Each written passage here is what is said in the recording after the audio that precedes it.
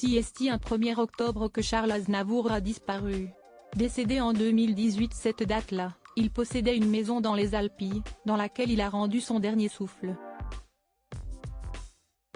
Et où il avait une activité favorite. Le 1er octobre 2018, CST une légende de la chanson française qui nous quittait. À savoir Charles Aznavour.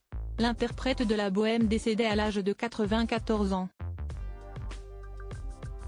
Il revenait d'une tournée au Japon, après avoir été contraint d'annuler l'été ses concerts en raison d'une fracture du bras après une chute. Les attachés de presse précisaient également à l'AFP qu'il s'est éteint à son domicile dans les Alpilles dans le sud de la France. Il était l'heureux propriétaire d'un magnifique domaine, dont il avait ouvert les portes pour le Parisien il y a quelques années, à l'occasion de ses 90 ans. L'occasion de découvrir sa maison, mais également ses oliviers. Car oui, Charles Aznavour produit sa propre huile d'olive.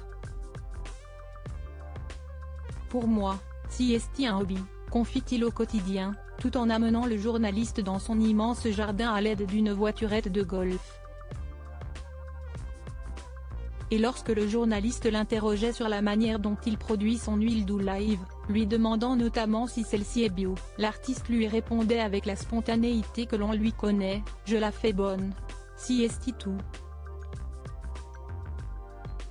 Une belle séquence, qui était notamment l'occasion de remarquer que, malgré son âge avancé, le chanteur était en pleine forme.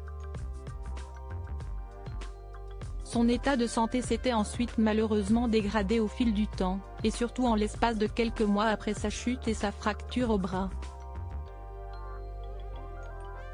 En septembre 2018, soit un mois avant sa mort, l'ami de Michel Drucker donnait de ses nouvelles au micro de RTL, « Je vais mal et bien. Mal parce que CST douloureux et bien, parce que je suis optimiste. J'ai chuté 2 fois, la 2e fois, je suis tombé sur la tête, mais elle s'est guérie tout de suite et le bras, non. Alors je vais peut-être ne pas être tout à fait droit sur scène, je vais me servir assez souvent de mon grand fauteuil. J'ai assez de facilité avec le public, on s'est toujours très bien entendu, je ne vais pas faire semblant et on me prendra comme je suis. » Nul ne doute que le nom de Charles Aznavour sera gravé à jamais dans la mémoire des Français.